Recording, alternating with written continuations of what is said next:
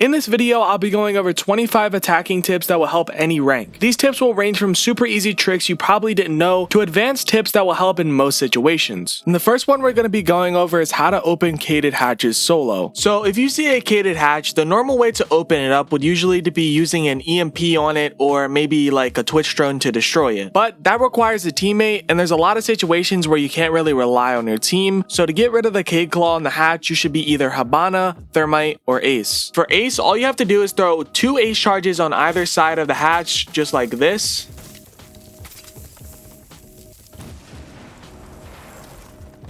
And as you can see, it opens up the hatch no matter what. For thermite, what you want to do is just place your exothermic charge right to the side of the hatch, just like that. Blow it up and you will see the hatch is going to open no matter what. And for opening the hatch solo with hibana, all you want to do is find the Kaid claw, whether you're on a drone or just, your teammate tells you whatever. And once you found it, you need to shoot 2 X-Karos pellets on whatever side it's on. In this example, it's right on this side, so I would shoot 2 right there. And once you activate it, it's going to destroy the Kaid claw. And then as you can see, it's destroyed. And next what you would do is place your actual hibana pellets onto the hatch. And what I would do is only place 2 at one time in case they're impact tricking. But as you can see, you can open the hatch normally now once you destroyed the Kaid claw. One thing to keep in mind is you have to do this on hatches on soft floors so you can actually activate your ability. And this was just one example on Clubhouse, but there are a lot of hatches on soft floors that you can take advantage of. Another thing that you need to take advantage of on attack is half clipping barricades. So most people, when they go to shoot down a barricade, all they do is just shoot it down like this.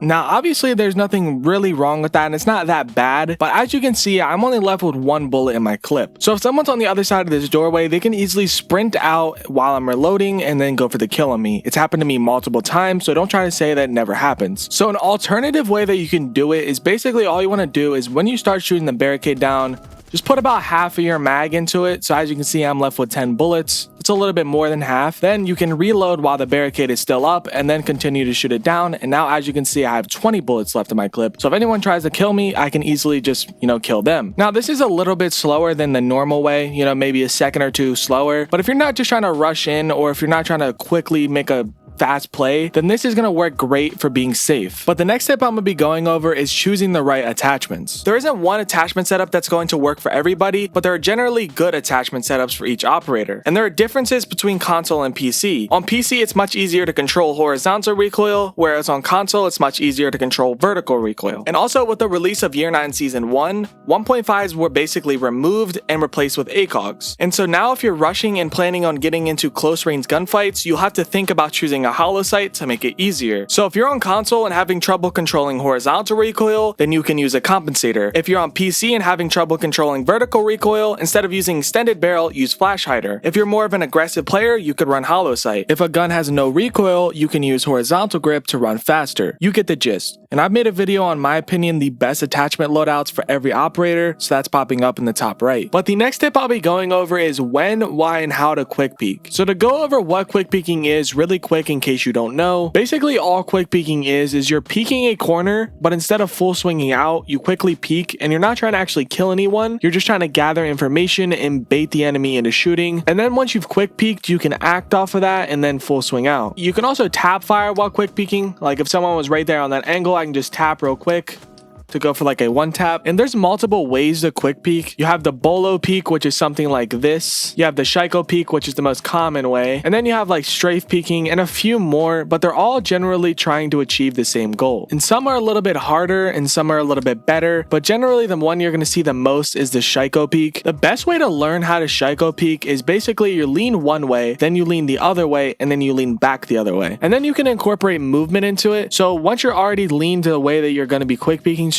so right in this case, you want to move to the right, then you want to lean left, move to the left, then lean back to the right, move to the right, and then you can continue to repeat it. So it's whatever way you're leaning to already, you move that way, then you move back the other way, then you move back again. And also make sure you're pretty good at doing it on each side. As you can see, I'm pretty much just as good at doing it on this side. And you don't want to really spam it like this because then your head's popping up over and over again. But if you just do it one time, I can tell, okay, no one's on that angle. Then if I quick peek over here, I know no one's on pool table. You get the gist. And then once you've cleared your angles by quick peeking, you can then re-peek and then full swing out. out, but it's just a much safer way than if I were to just go out like this. Then obviously I'm exposing a lot of my body and I'm basically relying on my reaction time. But there's actually another peek that I want to talk about that's not used nearly as much, and it's the knife peek. So this peek is basically just to bait the enemy into shooting so that you can hear basically the general area of where they are, so then you can, quick peek or just normally peek into them. You're at pretty much zero risk while doing this peek unless they're already pre-firing and they end up hitting your arm, which it's not going to do that much damage, and most of the time they end up going to be shooting your knife, and if they do hit your knife, it's not going to do any damage to you. So if you're not the best at quick peeking, or you want a risk-free way to get your enemy into exposing their location, just quickly peek your knife around the corner. They're going to end up shooting, and then if you hear them like over here, boom, just quick peek out, or just peek out, and then you can easily go for the kill on them. And a really good way to make use of learning the quick peek and the knife peek is learning isolating angles. Now I've talked about this a lot, but that's for a good reason, as it applies to almost anything to do with Siege. So it's really important to learn. Now isolating angles is a really common mistake a lot of players make, and it's going to make it harder for you to aim, convincing you that your aim is bad. And isolating angles just means instead of swinging out with your whole body exposed, you isolate each angle. And isolating angles just means instead of swinging out with your whole body and peeking like 6 different angles, you isolate each angle. And the best way to do this is by quick peeking, and a lot of people will rush this step and end up exposing themselves too much, and then on top of that you have to readjust your crosshair, which ruins your aim. And the enemy, when you swing out like that, the enemy could be on any one of these like 6 different angles, and they only have to worry about one spot, which is the doorway you're swinging from. And that's why quick peeking is so important to gathering information. So instead of dying without being able to even fight back, quick peek and isolate each angle one by one. The next step I'll be going over is punching crouch holes in barricades. What I mean by that is if you walk up to a barricade, the normal way most people open up the barricade is they just punch it 3 times, or they punch it twice and then vault through it.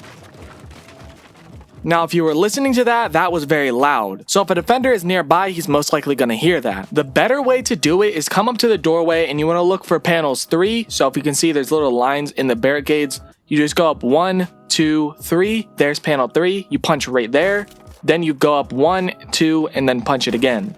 And now you can just crouch through and it'll be pretty much silent, instead of this loud noise when you actually punch the barricade. And as you can see, once you get the hang of it, it becomes super easy and you can actually do it super quick. You can do the exact same thing on Maverick. Just go up to the door and find the exact same panels, just like this. And all you want to do is just basically tap the button for a second. And as you can see, it's going to open up the same amount of the barricade as if you were punching it, and then boom, you can do it on the next one and you can just freely crouch through. And this torch right here basically makes no noise, so when you're doing this, you're pretty much silent, like pretty much no one's going to hear this. So this is going to allow for some really sneaky kills if someone is near you. And just to prove why this is so important, I'm going to do some before and afters of when you open up a barricade normally versus when you do either of the methods I just showed.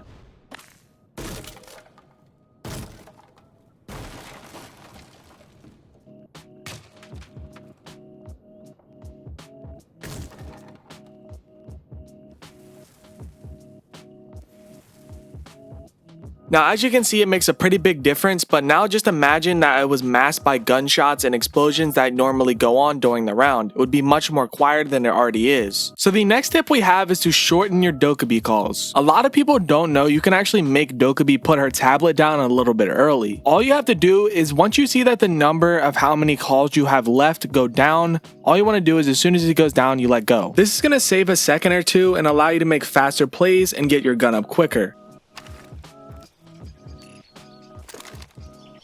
But the next step I'll be going over is to create ghost pressure. If you don't know what ghost pressure is, it's basically opening different angles, windows, doors, different things like that that make the enemy worry. Now, that's different than opening the main CCTV wall on Clubhouse with thermite, and you're doing that so you don't have to funnel into harder areas to push like red or rafters. Creating ghost pressure would be opening the con window, then the logi hatch, and the con single wall, opening many things like that you're not actually going to play all of them, but the defenders don't know that, so they're going to be unsure of what you're actually going to do. Compare that to if you only open the con single wall and try to just push through there, the defenders know exactly what you're doing. And not to mention, your teammates can still end up using the ghost pressure you've created later on in the round. But an underrated tip that is super important to playing good in Siege, and especially on attack, is your confidence. If you're in a slump or you're just not playing good, Most of the time the reason is you're not confident. When you're playing unconfident and scared, you're pretty much always going to play bad. So what I do is just say in my head that I'm the best player in the lobby. Even if it's not true, it's going to make you play better and not be scared to make plays. And even though it's good to play as if you're playing against pro players and compare yourself to the best players, you got to remember that that's not really the case. A lot of the times I'll be thinking about like 10 different things in my head, like what if they're waiting for me to jump in this window and I just die when I jump in, when in reality, once I jump in the window, I get the kill. The players you're playing against are not that much better than you, so just make plays when they're there. But the next tip I'll be going over is playing effective vert. Vertical holes are one of the best ways to help your team win an attacking round. You can cut off the rotations through common spots, get easy kills if someone peeks you if you're playing it right, and you can also destroy utility, and it's just great if you can do it right. And a lot of people think that they're playing vert correctly when they're actually not. When you want to play vert, the first objective is to get the holes open and then use them. Unless you have information on exactly where someone is, then you can go for a kill on them, or if you have a teammate, you can open a hole and they can be pre-aiming it, ready to shoot anyone on the other side, and most of the time you should get that kill and it'd be a free kill. But if you're not going to be doing that, what you want to do is first open the hole, then you just want to move away from the hole immediately, then you can open up another one, back up from that one, maybe open up another one, and then you just want to sit on a hard surface. So as you can see, this is a hard surface. You can't be C4'd right here because most of the time the enemy is going to try to throw C4 near the vert holes. So if you just sit on this right here, bait out a C4, maybe if you hear one,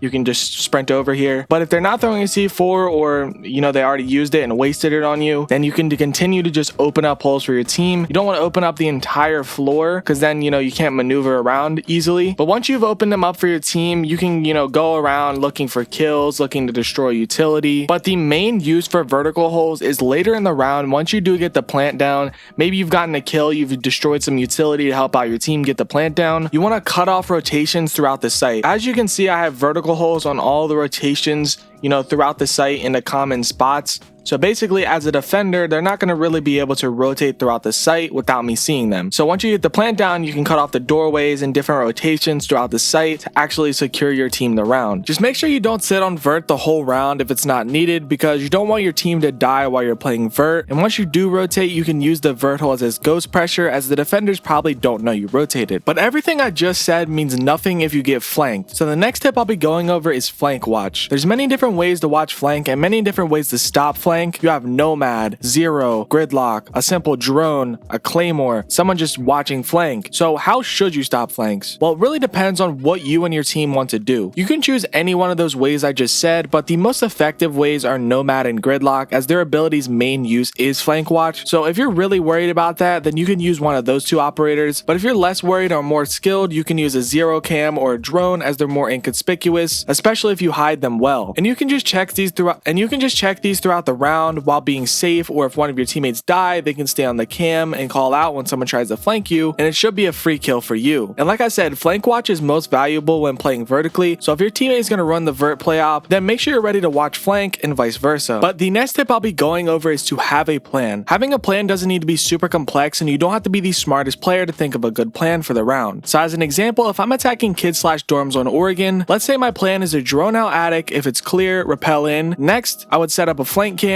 get rid of the wall denial if there is any, and hard breach the wall. Now this is super simple, and I'm not saying it's the most default take or the best take, but at least I thought out a plan for the round. If you do this, you'll be much more confident during the round and save much more time because you've thought out what you're going to do. Whereas if I just chose a random operator and just push from somewhere random, it's going to be much harder to clear whoever's contesting you when you don't know your goal for the round. Think about it. If there's a shield set up right here and I'm running Twitch to see a comfort operator to me, I have no means of destroying this shield. So most likely what I'm going to have to end up doing is switching up my push, wasting more time, and eventually most likely dying. But if I was playing Ashe, I could easily destroy the shield and get rid of a big part of the enemy team's defense. That's why it's also important to get a good idea of what the enemy is doing and what ops they have, so you can create a relevant plan for the round. And that's why I think you should also watch better players and try out their strats so you can be much more prepared next time you play a certain site. The next tip I'll be going over is not overcomplicating map control. And if you don't know what map control is, basically whoever is controlling a certain area of the map is holding the map control. So if I'm attacking CCTV on Clubhouse and I drop the Logi hatch, I now have control of this area and continue to set up my attack easier. Map control is the key to winning rounds in Siege, and it's what the attackers are trying to take and what the defenders are trying to defend. And when people learn this, they try to overcomplicate the concept of map control, which wastes a lot of their time and they end up dying making a rush play. On attack, drone,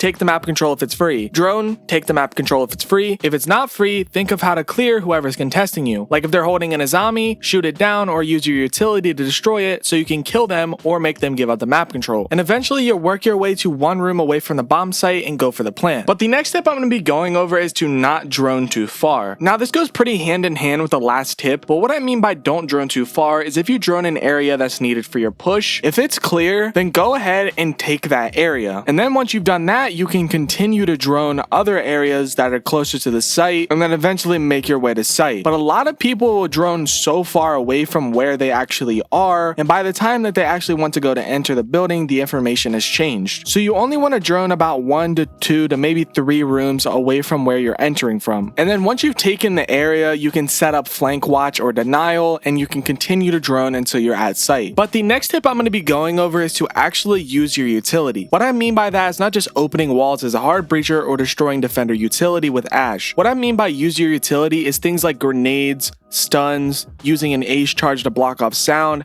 things like that. Too many times I see people, even myself, have a stun grenade in their pocket or whatever and they swing out without even using it and then they die. If I know someone's close on this door, simple, throw a flash, swing. Even myself, I always forget when I have nades or stuns and I end up not using them in the best situations. And like I said, it doesn't have to just be stuns and nades. You can use things like extra ace charges to block off sounds, maverick holes to create ghost pressure. Really just try to use your utility more so it doesn't go to waste, as it can lead to some free kills. But the next tip I'm going to be going over is playing for refrags. So if you don't know what refrags are, I'm going to show you. So let's say you're behind your teammate. Let's say this is your teammate and you're following them as you're going through your push. Eventually you're going to encounter an enemy, and if your teammate's in front of you, then obviously he's going to be the one to fight them. So if your teammate dies, you should immediately be going in to get his refrag. And what that means is basically, let's say the enemy that killed him is right here. As soon as I see my teammate die right there, I can go look to swing out and pre-fire and go for the kill. The enemy you're swinging shouldn't be as prepared for you as they were for your teammate, and you can kind of tell the general location of where they are just off a shooting or if your teammate gives you a call out. So you can most of the time just pre-fire and get the kill. This seems like you need a lot of coordination, but you don't. All you got to do is play behind your teammate and get ready to swing. It leads to a lot of free kills and is better than your teammate just dying by himself. And instead of it being a 4v5, it turns into a 4v4 with even playing field. And keep in mind, this doesn't work in every situation. You don't just want to immediately swing where your teammate dies, because then you could be repeated into the same situation. But if you're able to catch the enemy off guard, it's going to be best to even the playing field and just immediately refrag your teammate. So as Buck, one of your main objectives is to open up vertical play above the site. But some of the drawbacks for that is you can easily get C4'd, impact, flanked, shot from your own vertical holes.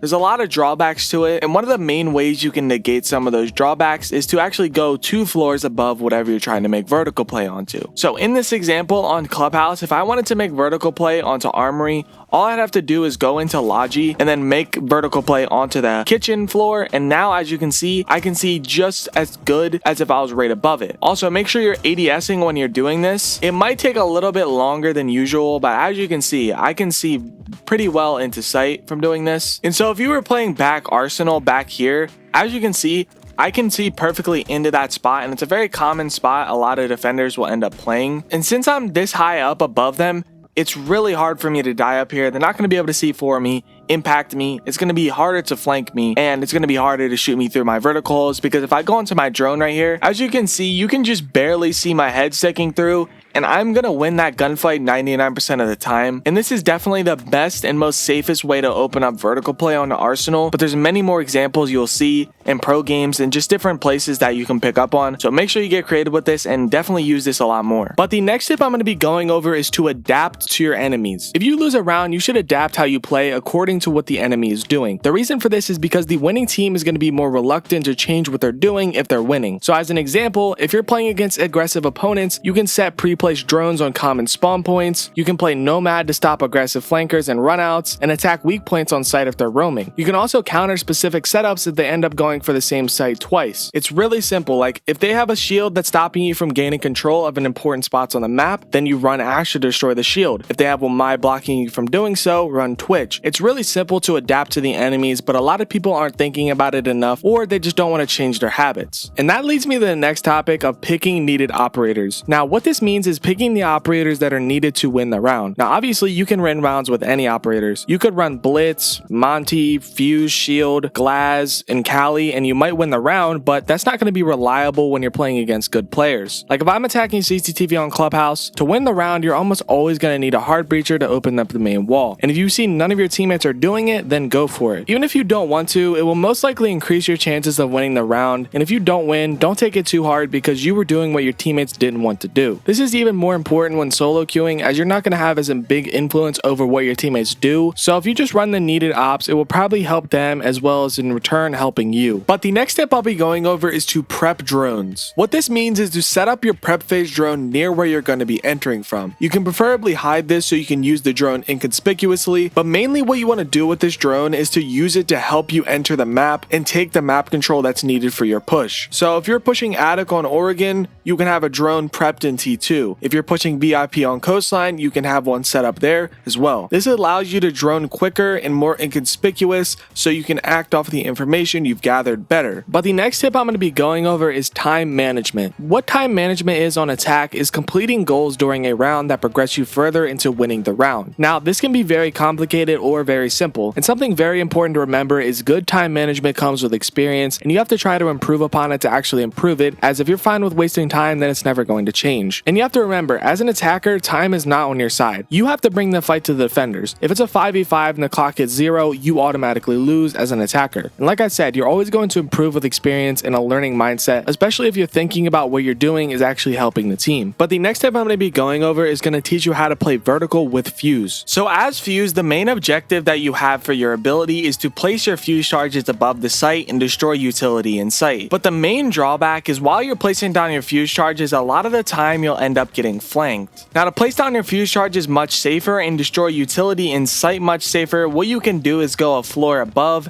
and then place down your Fuze charges. So in this example, the way I do it is you want to place one of your Fuze charges right about here, line it up with this line just a little bit in front of the line, and then just go down the line like this. And so I'm going to place down 3 of them and then show you where to place the last one.